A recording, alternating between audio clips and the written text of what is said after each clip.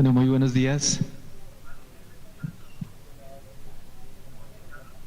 Bueno, vamos a abrir esta charla. Estamos un poquitico corridos de agenda, pero bueno, trataremos de irnos ajustando por el camino. Muchas gracias.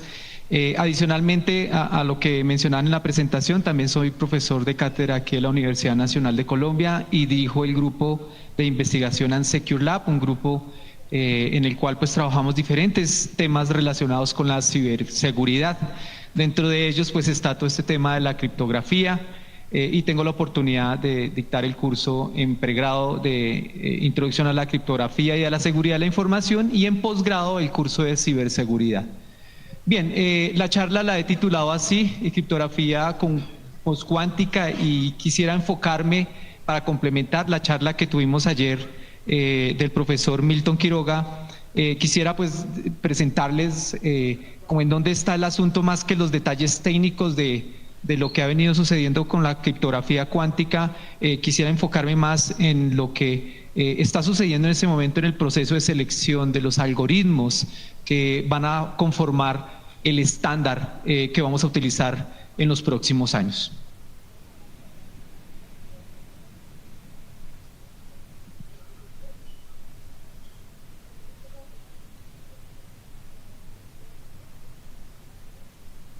Bueno, muy bien.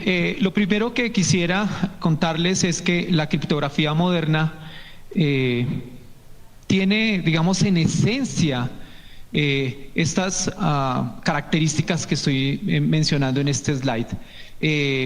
Típicamente, sobre todo lo que tiene que ver con la criptografía de llave pública, de la cual se desprende las firmas digitales, los protocolos de intercambio de llaves que estamos usando todo el día. En este momento ustedes están conectados a la red en desde diferentes dispositivos, seguramente 1 o 2 celulares, desde su computador, desde su reloj. Y en este momento todos ustedes seguramente están utilizando esto que estamos viendo acá.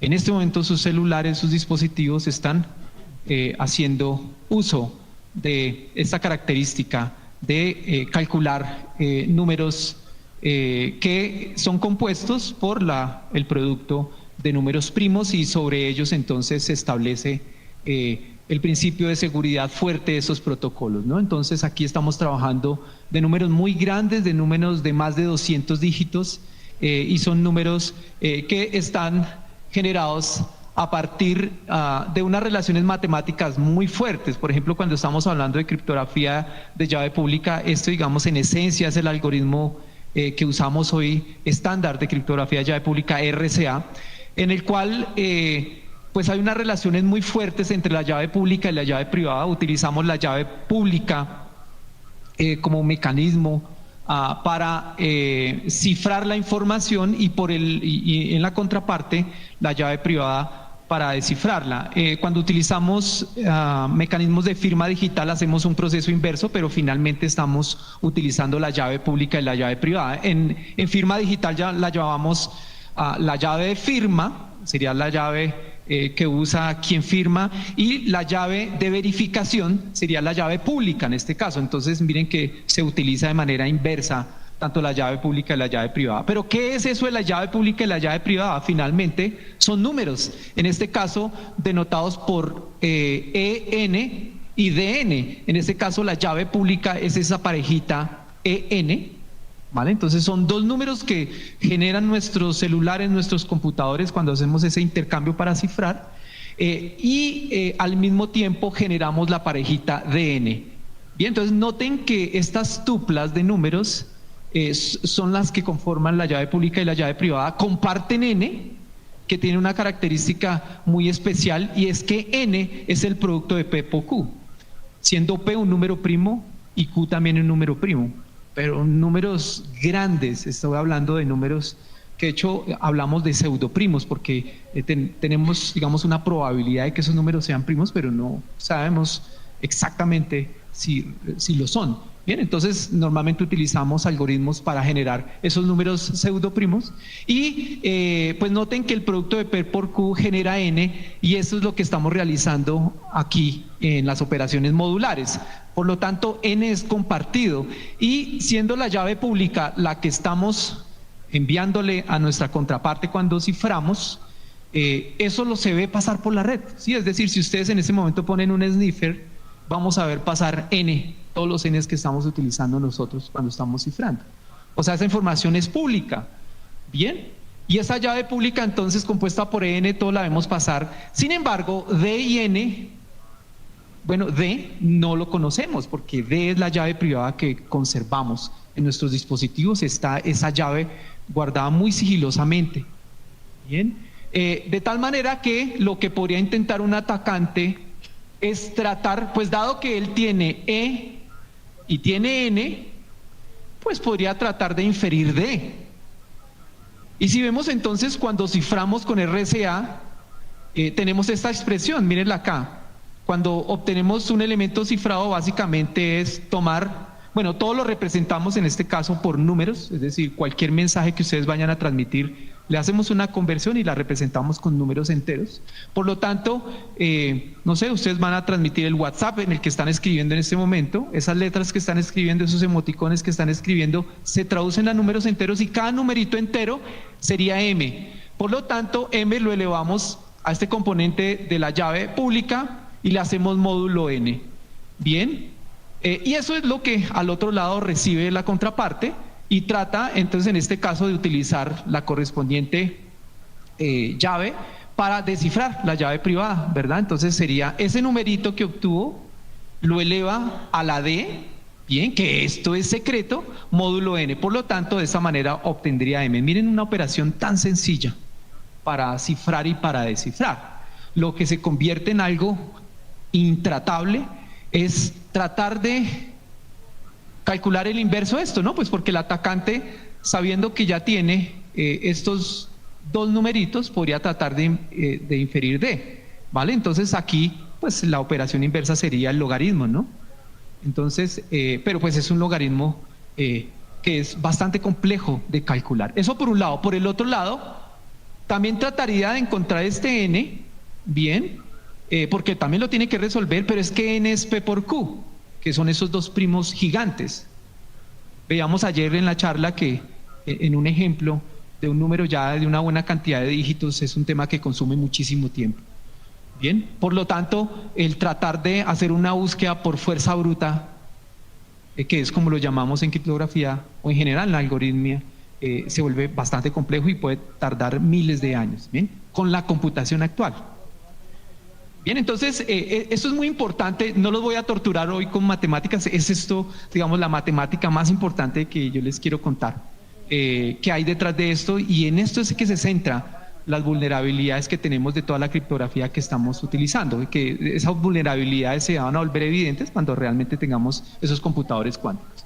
Bien, entonces miren que estamos hablando del problema de la factorización de números enteros y del problema del logaritmo discreto, siendo pues digamos el logaritmo la función inversa de lo que estamos haciendo acá.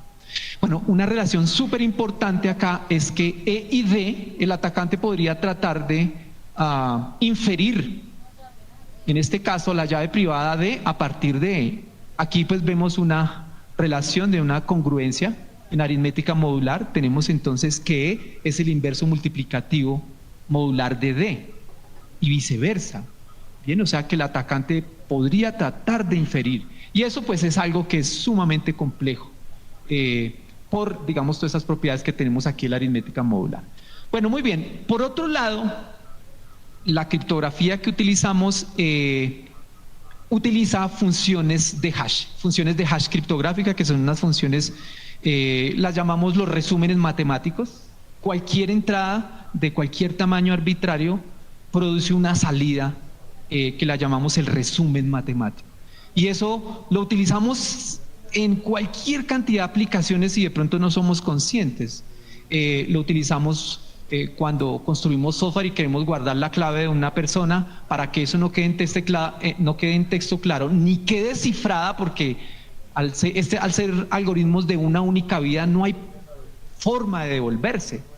Supongamos que ustedes le aplican la función de hash criptográfica SHA al contenido que hay en su disco duro. Eso produce una salida específica, ¿bien?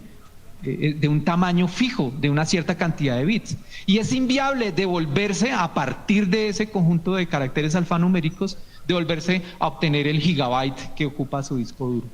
Bien, eso es inviable. Sin embargo, hablamos que, digamos, es inviable e intratable computacionalmente, pero teóricamente podemos encontrar dos mensajes que produzcan el mismo resumen matemático. Ya eso lo llamamos en criptografía una colisión. ¿Y qué problema tendría eso? Que la clave que está guardada, hasheada, le llamamos así allá en la base de datos, de dos usuarios que estén acá, hay una probabilidad que ese hash criptográfico sea el mismo. Es decir, las dos personas se podrían autenticar en el sistema usando la misma clave. ¿Por qué? Porque produce el mismo hash criptográfico. Eso es una colisión, y claro, es algo que no es evidente. Encontrarle una colisión a un algoritmo de hash es un tema, pues, nada evidente, porque tenemos que explorar todo un espacio de hash posible, pero matemáticamente es posible. Solo sería cuestión de tiempo. Entonces, miren que cuando estamos hablando de la criptografía moderna, pues estas son las propiedades en esencia que estamos utilizando cuando ciframos usando llave pública, cuando ciframos usando llave privada, cuando hacemos hash criptográficos, cuando utilizamos, por ejemplo, firmas digitales. Pues firmas digitales no es otra cosa que combinar algoritmos de llave pública con funciones de hash. Bueno, muy bien. Bueno, ¿cuál es la amenaza entonces que tenemos con los computadores cuánticos?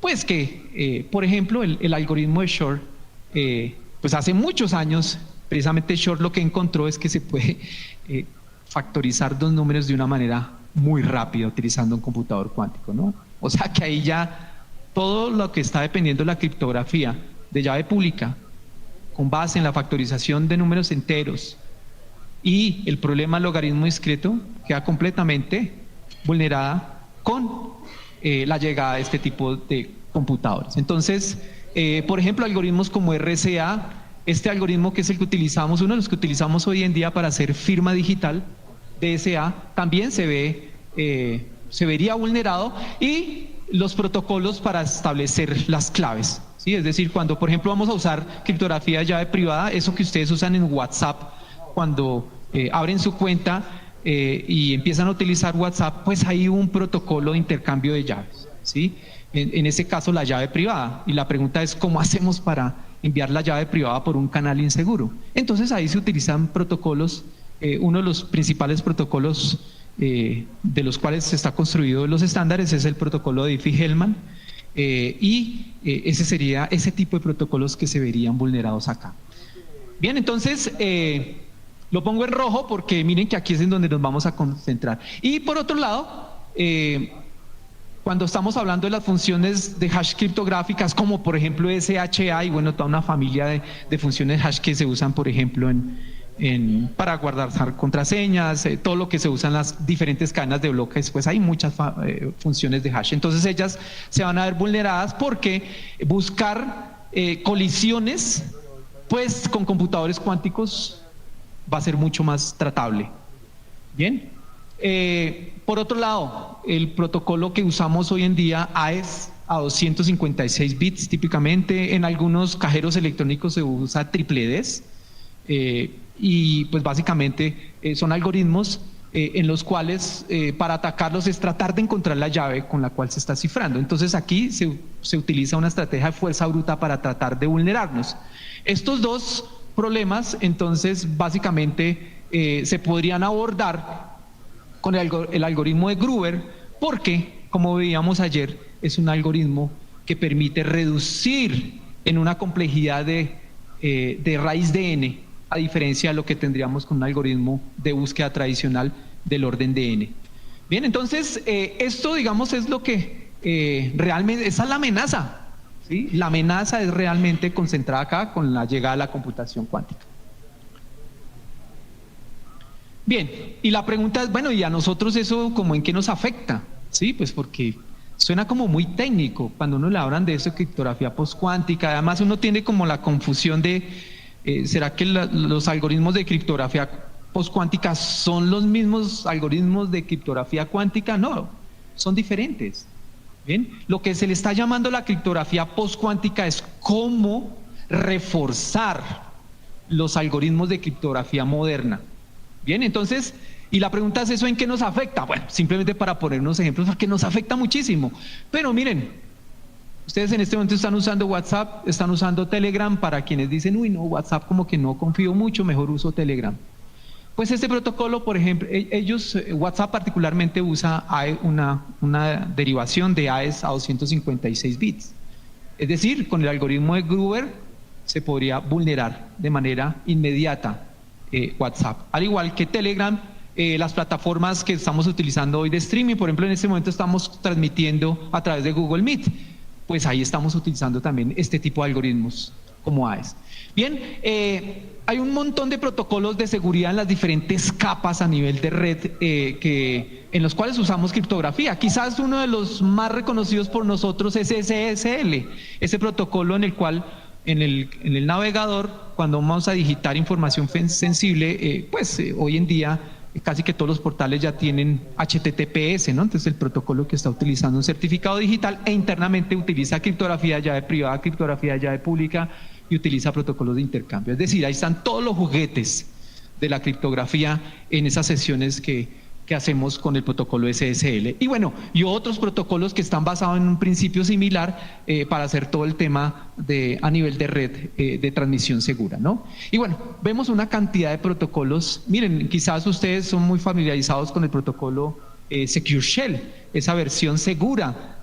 Ustedes saben que cuando nació Internet no fue pensado en que fuera seguro, ¿no? Entonces nació FTP, el protocolo para transferir archivos, HTTP, inseguro también. Los mensajes de texto que enviamos que pasa por un operador de telecomunicaciones, eso allá todo el mundo tiene acceso a sus SMS. Es decir, ustedes no deberían enviar nada sensible por SMS porque hay muchas personas que pueden ver todo lo que ustedes envían por ahí. Entonces empieza a aparecer a lo largo de la historia como parches, como versiones seguras de todos esos protocolos, ¿sí? Entonces SSH es ese que nos permite hacer versiones Telnet, que ese fue el protocolo que nació en Internet, ¿no? Bueno, PGP, software como PGP que lo utilizamos para gestión de llaves, cuando nosotros queremos intercambiar nuestra llave pública para que verifiquen, por ejemplo, que el correo fui yo quien lo envió y no fue otra persona. Software como ese pues se ve también afectado.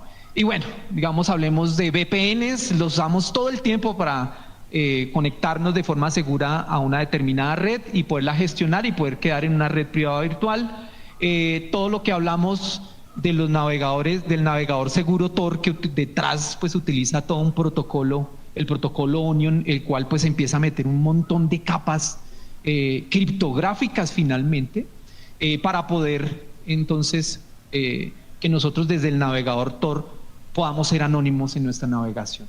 Bien, entonces es básicamente utiliza Internet detrás, pero utiliza criptografía de llave pública, de llave privada y funciones de hash criptográficas para que todo lo que estemos transmitiendo, pues digamos no sea fácil identificar, ¿sí? Entonces los diferentes nodos por los cuales viaja un paquete, pues todo eso viaja cifrado. Es decir, hacerle trazabilidad de por dónde va un paquete cuando estamos navegando en Tor es prácticamente inviable.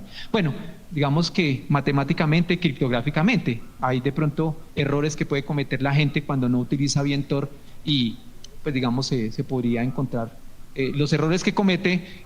Ustedes saben pues que hay investigadores que están pendientes de quienes están navegando en Tor a ver qué están haciendo, y entonces a veces los errores no son del protocolo Onion, sino de la persona de cómo utilizó el navegador.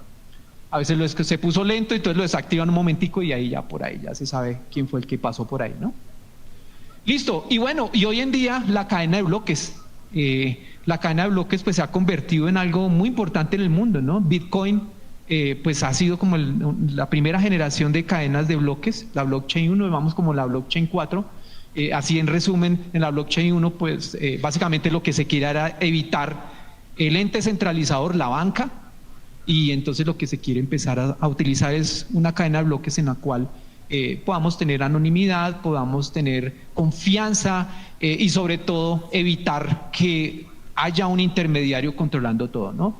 Y así aparecieron un montón de criptomonedas. Hoy se reportan más de 1.300 criptomonedas que utilizan diferentes cadenas de bloques. ¿Y qué es la cadena de bloques? Básicamente la cadena de bloques es una estructura computacional en la cual En cada bloque se están guardando la información de las transacciones. ¿Y cómo se guardan? Se les calcula el resumen matemático.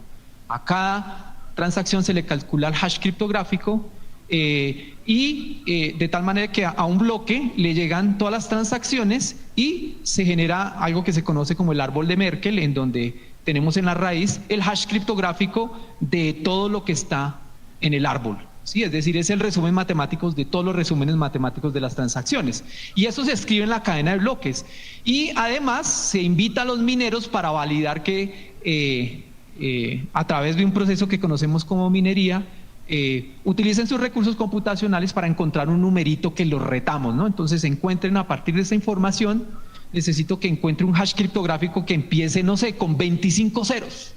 De todo el espacio de hash criptográfico, encuentre un hash que empiece con 25 ceros.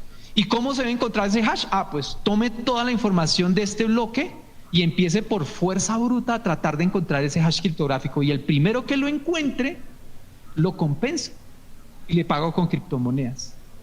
Bien.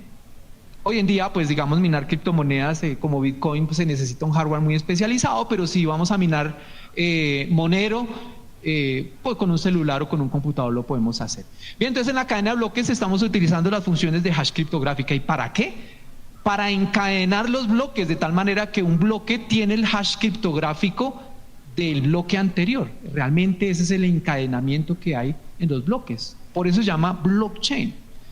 De tal manera que si alguien intentara modificar la información de uno de los bloques, pues inmediatamente se invalidan todos los otros bloques porque el hash criptográfico ya cambió. Con solo cambiarle un bit ya cambia todo. Y todo el mundo tiene acceso a esa cadena de bloques. Bien. Ustedes pueden descargar Bitcoin, está por el orden de 300 gigabytes. Es decir, eso es público, todo el mundo tiene acceso a él. Bien, entonces la cadena de bloques está completamente dependiendo de la criptografía de llave de criptografía moderna. Bueno, aquí me podría quedar toda la tarde contándoles casos de uso, pero o casos de ejemplo en donde lo estamos usando. Simplemente traje algunos para mostrarles, ejemplificar. Bien, ¿cómo resolver este problema que encontramos con la criptografía de llave moderna? Bueno, lo primero es que estos algoritmos de llave simétrica y las funciones de hash criptográfica, como su seguridad depende de explorar el espacio de búsqueda en donde residen las llaves, para el caso de los algoritmos como AES, o de explorar en donde encuentro colisiones en las funciones de hash criptográfica, pues la solución es incrementar el tamaño de la llave. ¿Sí? Es decir, si el tamaño, en este caso de la llave, que usamos en un algoritmo como AES es más grande, pues así tengamos computadores cuánticos, la cosa se sigue poniendo difícil. Bien, las funciones de hash criptográfica. Pues si podemos encontrar colisiones en un espacio que es finito, pues hagámoslo, sigue siendo finito, pero hagámoslo mucho más grande. Entonces aumentemos como tal el tamaño de representación de la función de hash criptográfica. O sea que por este lado, esa es la solución. Bien, pero ¿qué pasa con este problema de criptografía de llave asimétrica o de llave pública, que es el nombre, ambos nombres los usamos, firmas digitales y protocolos de acuerdo? Pues nos toca ir a buscar otros fundamentos, otros algoritmos y otra matemática, porque finalmente la criptografía es matemática aplicada.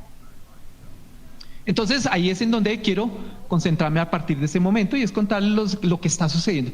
Bueno, digamos que detrás de todo esto se merece todo un curso para hablar de criptografía postcuántica, sobre todo pues por los detalles matemáticos que hay ahí que realmente son muy interesantes. Es decir, la matemática que hay detrás de eso es hermosa, y yo les invito a quienes quieran profundizar en esto, empezar a revisar sobre todo la matemática. Realmente es muy bella la matemática que hay acá, y poder poner la matemática al servicio como tal de la computación y de la criptografía. Bien, en estos algoritmos, en los cuales son los nuevos, en los que se está concentrando el encontrar los nuevos estándares, pues no son nuevos. Esto lleva años de estudio, ¿verdad? Eso no es que apareció desde 2016 cuando el NES abrió la competencia. No, eso no nació ahí, esto tiene décadas de desarrollo. Lo que pasa es que ya empieza a necesitarse esa matemática y aplicarla acá. Entonces, el concepto de lattice pues es un concepto que de hecho ya existía cuando yo estudié criptografía por primera vez lo más rudo que uno veía en esa clase era entender el concepto de las látices y sus propiedades matemáticas y lo que se lograba con las látices. Bien, entonces aquí vamos a encontrar un conjunto de algoritmos que se basan en las látices. Básicamente, pues aquí lo que se construyen, aquí gráficamente podemos imaginarnos entonces que tenemos la información de las llaves, tanto la llave pública y la llave privada la vemos representada como tal, como una matriz. Tenemos un componente, un vector que es secreto, y por aquí, de hecho ayer nos lo mencionaban, tenemos un vector en el cual le ponemos un componente de ruido. Bien, entonces aquí básicamente la seguridad de estos métodos recae como tal en la dificultad de encortar, resolver el problema del vector más corto que aborda esta problemática. Bien, digamos, hay un conjunto de algoritmos. De hecho, la competencia Alcohol que hizo en 2016 el NIST, la mayoría de métodos se concentran como tal en este principio. Tenemos otros algoritmos basados en, se llama Codebase, es una idea que viene desde el 78. Muchos de ustedes no estaban todavía, o sea, imagínense lo antiguo que viene esto, ¿no? En el 78 ya se venía trabajando esta idea postcuántica, y se conocen, digamos, así como basados en código, en donde básicamente lo que se busca es tratar de hacer una corrección de códigos de error. Bien, aquí lo podemos imaginar. Aquí tenemos nuestro secreto, aquí tenemos sea la llave pública o la llave privada, esto es una matriz, y también un pequeño error. Noten que pues hay una familiaridad y una semejanza con los algoritmos basados en látices. Y aquí pues la idea es tratar de encontrar el conjunto de palabras que conforman ese código, y eso pues es un tema es muy intratable como tal. Bien, aquí ya lo mencionaba, tanto la llave pública y la llave privada son matrices.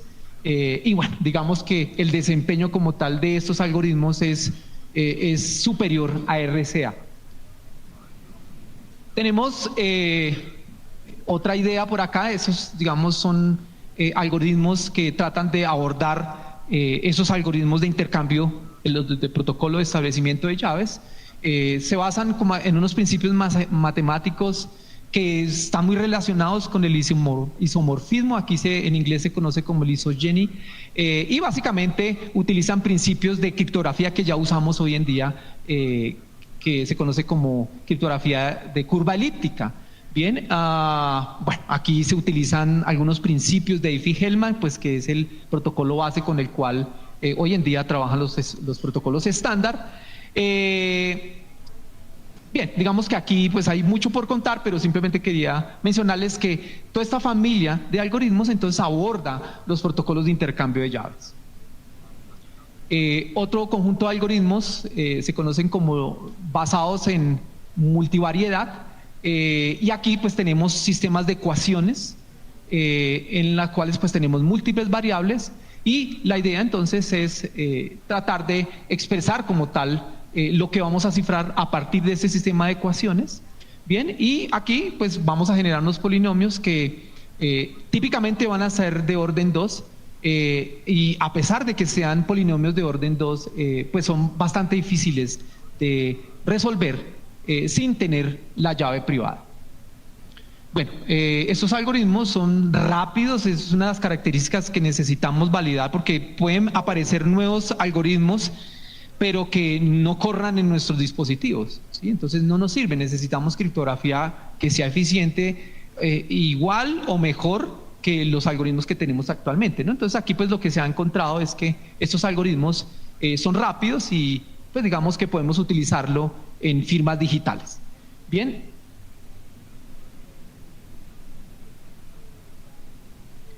Ok, y otros, resulta que las funciones de hash criptográfica son un fenómeno muy importante en la criptografía, por lo que ya mencioné, y aparece un grupo de algoritmos postcuánticos que toman ese concepto de los resúmenes matemáticos para incorporarlos en criptografía de llave pública. Bien, entonces la idea aquí básicamente es tomar pues digamos esos principios que nos dice Merkle por allá desde el 79. De hecho, ese es el mismo Merkle que yo estaba mencionando ahorita, el árbol de Merkle que tenemos en la cadena de bloques, en el cual pues miren que utilizamos funciones de hash criptográfica por aquí en diferentes llaves. Es decir, tenemos toda una arquitectura en la cual se basa como tal en las funciones de hash criptográfica, en este caso, para conformar, pues digamos, criptografía de llave pública.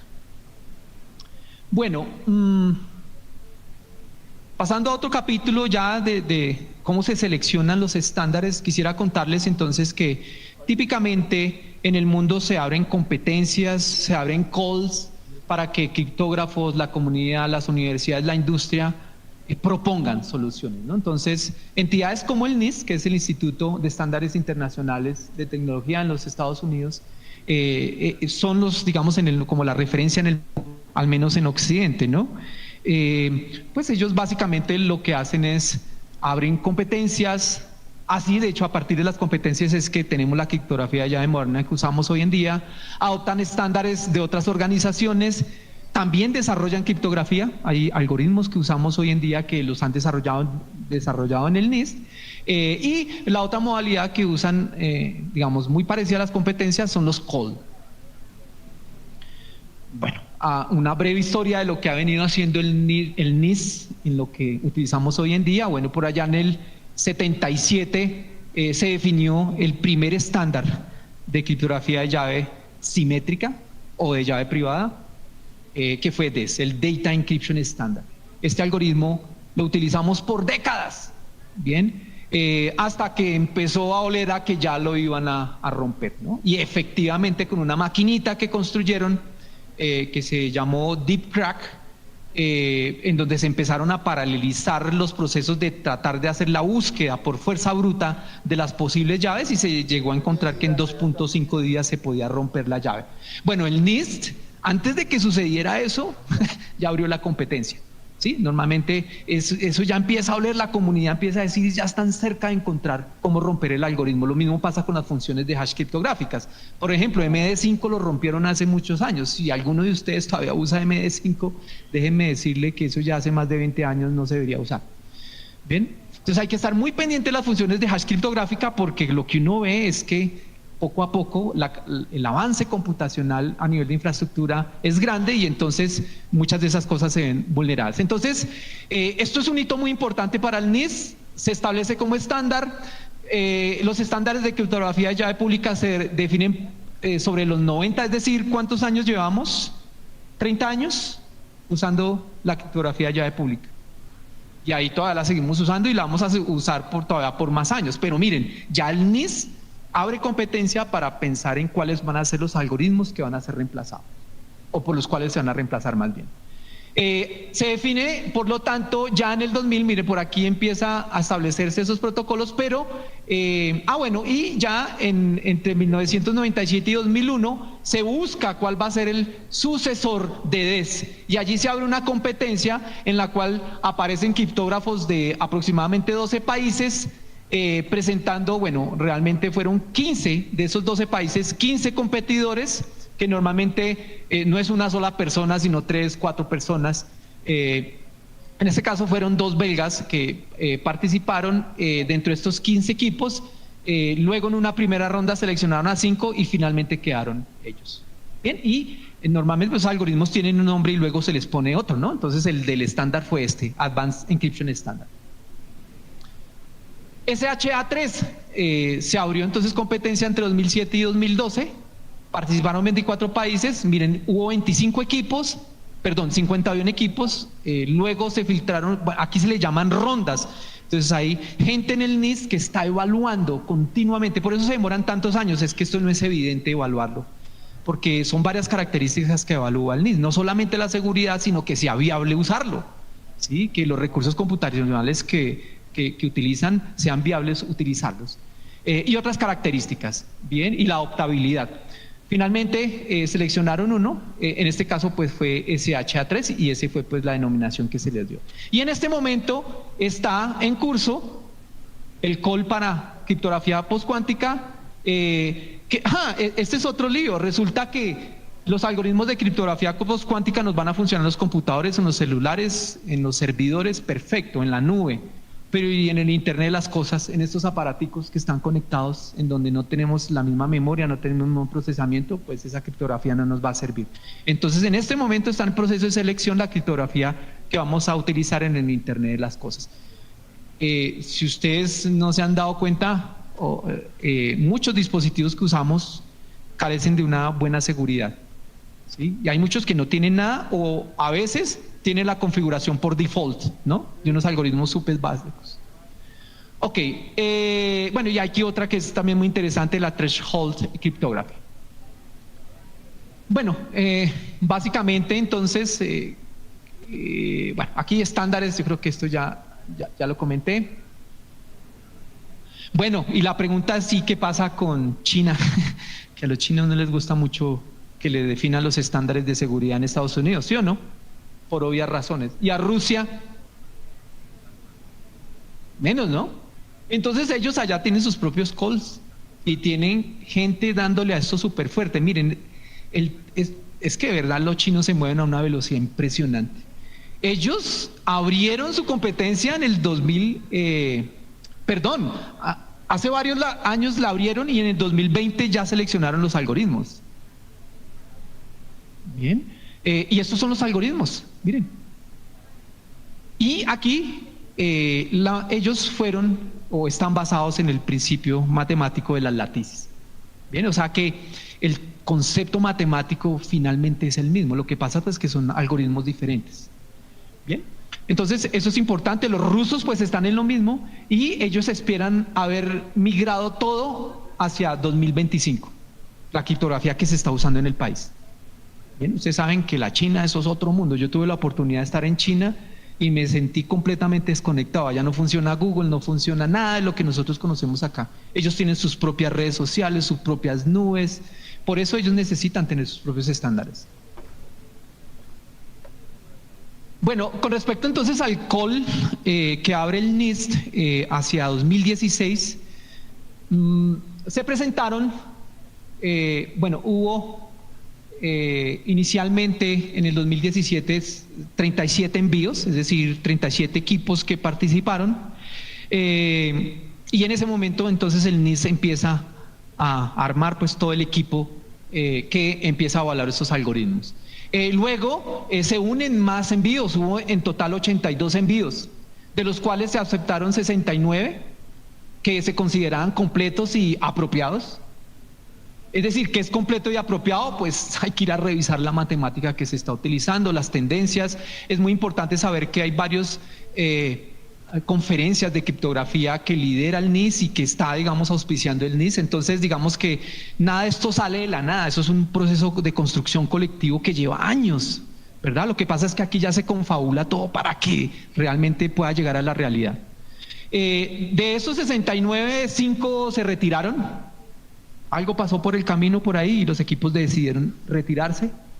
Y bueno, pues aquí está en resumen lo que sucedió. Entonces, fíjense que aquí en esta columna tengo las diferentes categorías de los algoritmos que ya mencioné y por este lado su uso, ¿no? Para firmas digitales, para protocolos de intercambio de llaves y para ciframiento de llave pública. Bien. Algo no me cuadra. 64, ¿no? Algo sumé mal, ¿cierto? Bien. Los criterios de evaluación que utiliza el NIST. El primero, el más importante, la seguridad definitivamente. Pero eso no es suficiente porque yo puedo tener un algoritmo muy seguro, pero si no lo puedo utilizar, no tiene sentido, ¿no? Entonces es importante evaluar su costo y desempeño, un costo computacional, ¿no? Y por otro lado, temas, digamos, de adoptabilidad, ¿sí? Temas de simplicidad, temas de flexibilidad. De hecho, esa es una de las gráficas que está aquí dentro del reporte, en el cual pues se está hablando para estos algoritmos, cuántos ciclos de reloj se están utilizando, ¿vale? Y bueno, pues es un proceso muy exhaustivo para todos los algoritmos, se utilizan los mismos datos, digamos que se utilizan las máquinas lo más parecida posible, es decir, un protocolo lo más controlado posible para hacer esta evaluación. Se evalúa la memoria, el procesamiento, el uso en disco, transferencia en red. Bueno, realmente hay una cantidad de cosas que se evalúan ahí muy interesantes. Los invito a revisar este reporte que salió en junio de este año, en donde se presentan todos los detalles de todas las rondas. Llegó hasta una tercera ronda de evaluación. Y de hecho se está invitando a una cuarta ronda. Miren que el NIST ya dice, ya seleccioné los algoritmos, pero no me va a quedar quieto porque desconozco lo que va a pasar con la computación cuántica, o sea, deja la puerta abierta. Y en ese momento pues hay una cuarta ronda, a pesar de que ya se seleccionaron los algoritmos. Bien, estos son los algoritmos, estos son los resultados. Entonces, aquí están los algoritmos a ser estandarizados y, bueno, los que siguen en la cuarta ronda. Bien, por este lado entonces tenemos estos tres algoritmos basados en látices. Crystals, Kyber, se va a utilizar entonces para ciframiento de llave pública y para hacer protocolo de intercambio de llaves. Al igual que Crystals, Dilithium y Falcon. Esos tres van a ser los algoritmos. Se desconoce si van a ser los nombres, seguramente el NIST le va a poner unos nombres más, más genéricos y más estándares. Bien, que fue lo que pasó con AES o con DES. Y miren, entonces, para firmas digitales tenemos un tercero que es Sphinx, bien, que está basado en la familia de algoritmos que utilizan este principio de hash. Y en esta cuarta ronda están estos algoritmos. Bien, entonces en este documento pues van a encontrar todos los detalles de lo que sucedió en todo este proceso de competición. Bueno, muy bien. Para finalizar quisiera entonces decirle, hay muchos anuncios por ahí exagerados de esto, es decir, que el apocalipsis. De hecho, ayer me llegó, mientras estaba preparando mis slides, me llegó un anuncio en donde decían la apocalipsis por la llegada de los computadores cuánticos y que ya todos quedamos inseguros, ¿no?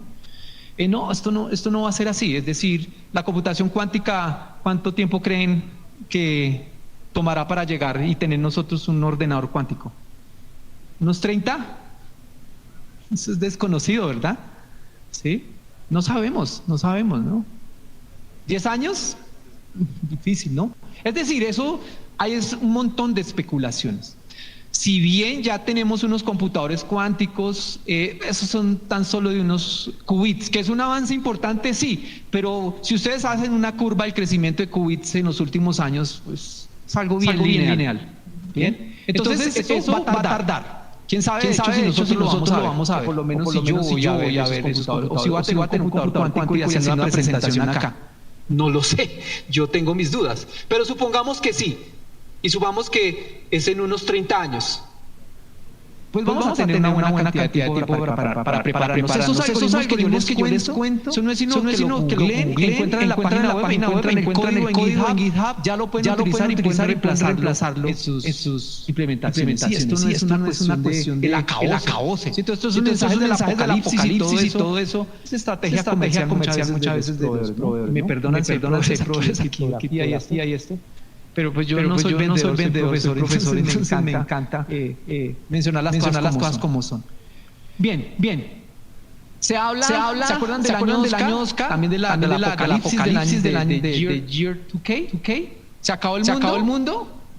Yo me acuerdo ese 31 de diciembre trabajando en una empresa de telecomunicaciones y nos dijeron todos hoy van a estar disponibles para lo que va a pasar en el mundo. No, pues ya llevábamos varios años haciendo los ajustes en las bases de datos, en los sistemas, que pues por el tema de que ya no soportaba el año 2000, ese dígito adicional. ¿Y qué va? Eso pues sí hubo algunos incidentes en el mundo, sí, definitivamente los hubo. Eso no fue el apocalipsis, ¿no? Entonces aquí va a pasar lo mismo con Year to Quantum. Definitivamente sí tenemos que prepararnos, es decir, no tenemos que bajar la guardia, si ya está la criptografía, ¿por qué no la usamos? Sí, claro, eso requiere unos esfuerzos, necesitamos capacitarnos, definitivamente vamos a necesitar los proveedores, porque las empresas se van a poner a estudiar este paper que estoy mostrando de NIST. Digamos que sea transparente para la comunidad. Y entonces, si mi hija usa WhatsApp, yo que me voy a poner a decirle que eso lo va a romper un computador. No, nada, eso va a encargar de hacer todo el cambio que se necesite. Bien. Facebook es el propietario de WhatsApp, ¿no? Ok, pero sí necesitamos irnos preparando. Ya les dije claro cuando llegan los computadores cuánticos. Y lo cierto es que la criptografía cuántica, que es otra línea que se viene preparando, ya hay algoritmos cuánticos para hacer protocolos de intercambio de llaves. ¿sí? Sin embargo, pues todavía no se podemos utilizar, es teórico. Ven, hay conferencias de criptografía cuántica. De hecho, hay conferencias de la nueva generación de las blockchain cuánticas, ¿bien? Y ahí están pues los investigadores y todos aportando conocimiento, pero pues imagínense cuándo vamos a tener el blockchain cuántico, y pues cuando tengamos los computadores cuánticos. Vale, este protocolo que les comentaba, ya en 1984, este BB84, que lo construyó Bennett y Brassard, pues ya existe desde el 84, ¿sí? Es decir, la criptografía cuántica ya hace rato ha dado sus, al menos a nivel teórico, ya está allí, ¿no? Bueno, muy bien, eso era lo que les quería contar. Muchas gracias.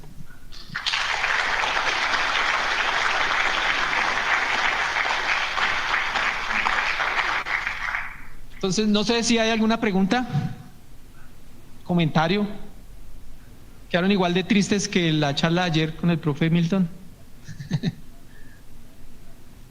¿Tenemos algún comentario para el doctor Jorge Eliezer? ¿Alguna pregunta que tengan? ¿Alguna inquietud? Sí, señora.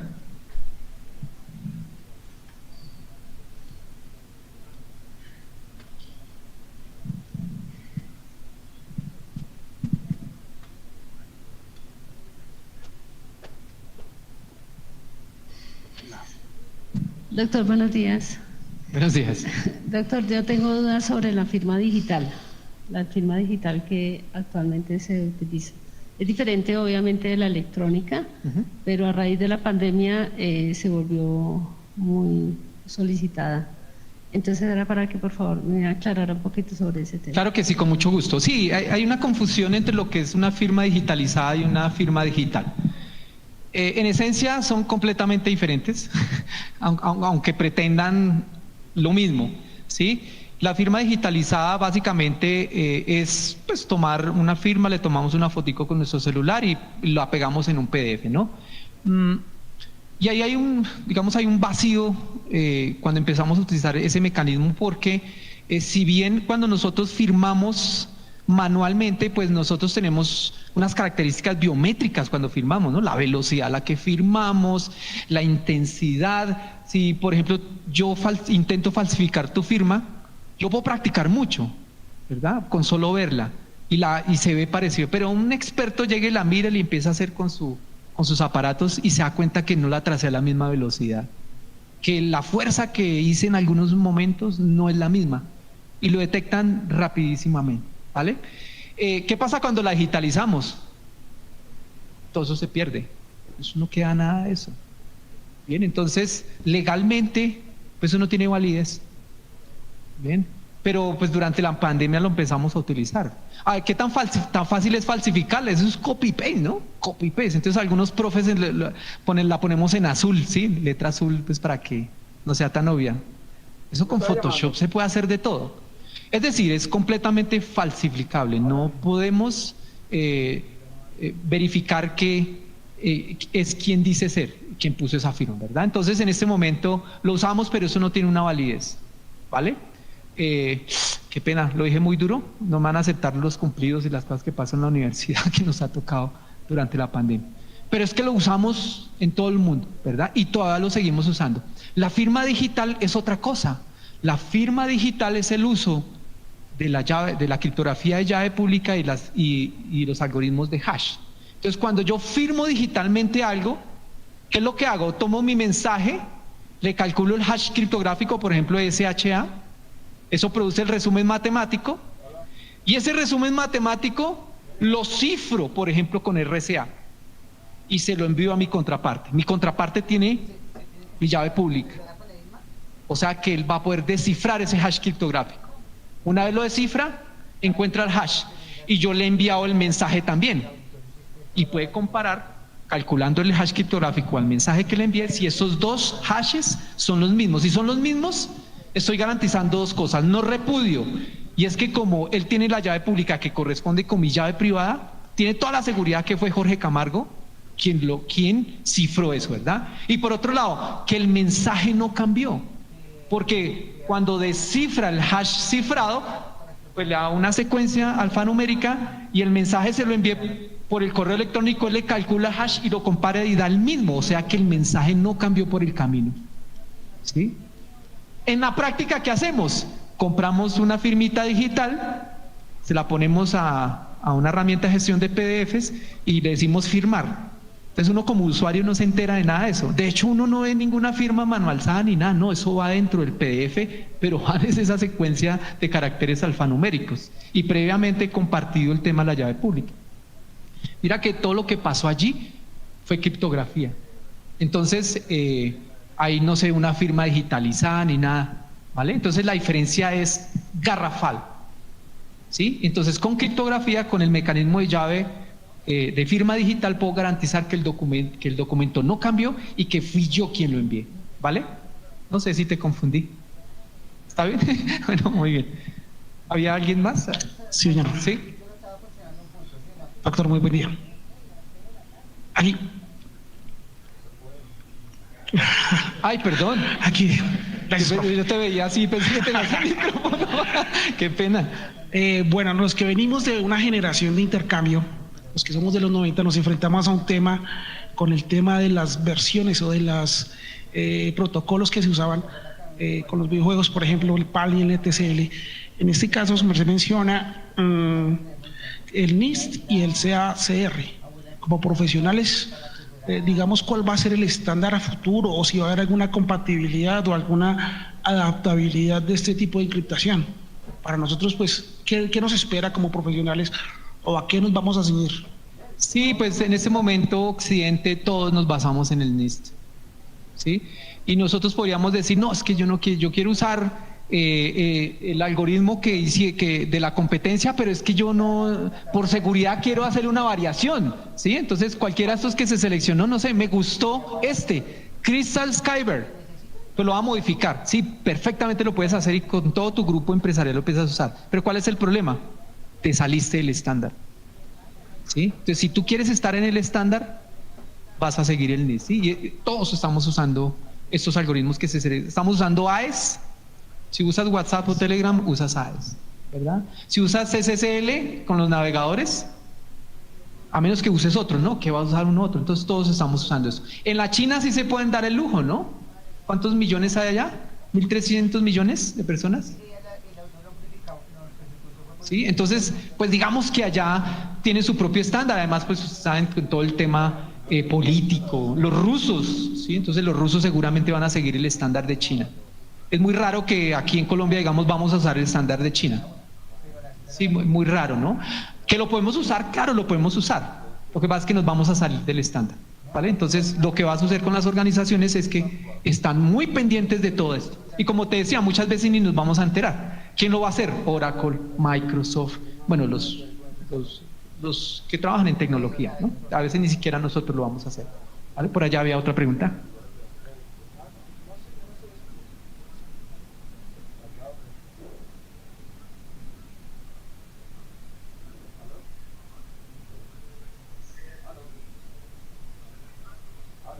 Sí, sí. Y me gusta mucho el comentario porque a veces me dicen, profe, es que yo generé un certificado SSL con mi propio gestor de certificados, utilicé OpenSSH y generé mi certificado. Y lo que pasa es que cuando lo pongo en el servidor web y alguien me va a navegar, eso sale un aviso escandaloso que eso es súper inseguro. Era mejor no haberle puesto SSL, ¿sí o no? ¿Eso es inseguro? Lo que pasa es que no está firmado digitalmente por una entidad root certificadora válida internacional. Esa es la única diferencia. Que tienen un búnker allá en donde la llave privada de ellos la tienen custodiada. La única diferencia. O sea, que no hay una entidad de confianza que lo da, pero que si es segura usa los mismos protocolos de SSL, es el mismo SSL. ¿Vale? Entonces, si tú modificas alguno de estos algoritmos, ¿es seguro? Claro que es seguro. ¿Te saliste del estándar? Sí. Entonces, cuando vayas a comunicarte con el nuevo SSL, pues no te va a funcionar. ¿Sí? Bien. Sí, ahora sí. Ingeniero, buenos días. De antemano, muchas gracias por la charla. No sé, voy a tratar de armar la pregunta lo mejor. Estaba hablando sobre el tema de la firma digital y los certificados. dentro de toda la tramitología que nos trajo la pandemia, la virtualidad y todo eso, los certificados digitales tomaron pues ya digamos una trascendencia y un auge muy importante para todos los trámites. Usted estaba hablando de, pues digamos, yo le tomo la foto a mi firma, incluso los gestores de PDF pues ya traen digamos sus modelos de firma.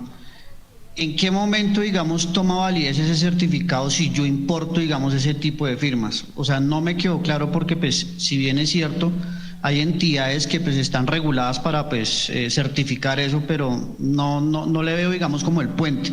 No le veo lógica, como la palabra. Gracias. Claro, sí. Permíteme responder esa pregunta como por ejemplo con lo que está haciendo la DIAN en este momento, ¿sí? Desde hace varios años. Entonces ellos nos obligan que cuando reportemos nuestros impuestos a través del portal de la DIAN, nosotros usemos la firma digital, ¿sí? ¿Con qué objetivo? Primero, no repudio. Que yo después no le vaya a decir a la DIAN, no, es que yo no fui, alguien lo hizo por mí. No, sí señor, es que tú solo eres el que tiene la llave privada. Y aquí está tu público. Bien. Segundo, por el tema, en este caso, de que no fue modificado el mensaje. O sea, cuando hice mi declaración del IVA, no cambió. ¿Vale? Entonces, allí estoy usando el mecanismo de firma digital. ¿Vale? Y nunca lo puse en un documento como tal. Eso lo hizo fue el software como tal, el que usa el par de llaves para hacer todo lo que estamos mencionando. Entonces, si ya tú lo vas a hacer con un PDF en donde dice, compraste un certificado, lo compraste a VeriSign, eso no es tan costoso. ¿Bien? O lo compras, bueno, hay que tener en cuenta que tienen una vigencia, que es por 2 años o por 1 año y hay que pagar, ¿vale? Te mandan un archivito de unos 3 kilobits. Y ese archivo lo importas en tu herramienta de PDFs y entonces cuando le dices firmar, eso es lo que está sucediendo y previamente le has intercambiado la llave pública a tu contraparte. Es muy parecido a lo que sucede con el correo electrónico. Entonces tienes una llave, generas el par de llaves, le compartes a tu contraparte y allá esa persona coge ese archivito y lo mete en Gmail allá en configuración y dice, j.camargo.m@unaleduco, ponle esta llave pública, de tal manera que cuando llegue un mensaje, verifiquemos todo, pero eso todo lo hace el software, ¿vale? Entonces, es importante tener en cuenta que esto lo que se busca es que sea lo más transparente para el usuario, aunque todavía no lo es, ¿no? El solo hecho de importar en la herramienta de PDF el archivo y la firma y toda la cosa, ¿no? ¿Qué ha tenido que hacer la DIAN, por ejemplo, para que, es que eso de que quedó entre el archivo y por allá, eso la gente como que no cree en eso? Entonces, ¿qué han hecho? Ponen una marquita de agua y dice firmado digitalmente, ¿lo han visto? Sí, colocan como si fuera la firma, ¿no? Entonces el ciudadano se siente tranquilo y sí quedó firmado. No, realmente es por dentro de la herramienta, allá en la base de datos fue que quedó firmada digitalmente. Sí, es un tema que no es evidente, pues porque yo recuerdo una vez unos abogados que les pidieron, con una empresa que hacían intercambio, les pidieron firma digital y yo les ayudé a comprar el digital, el archivo, la firma digital, y cuando se las entregué era un archivo de 3K y valió $400. Y la decepción de esos abogados, eso fue terrible. Además decía, pero ingeniero, ¿y en dónde en el PDF queda mi firma? Usted nunca me dijo que la escaneáramos. Sí, entonces es un tema bastante complejo, pues para, digamos, una persona que no tiene por qué saber de esto. Sí, el tema, hay una barrera de usabilidad todavía en el tema de las firmas digitales que no es evidente, porque en eso tenemos que trabajar mucho. ¿Vale? Bueno, muy bien. Un fuerte aplauso, por favor. Muchas gracias.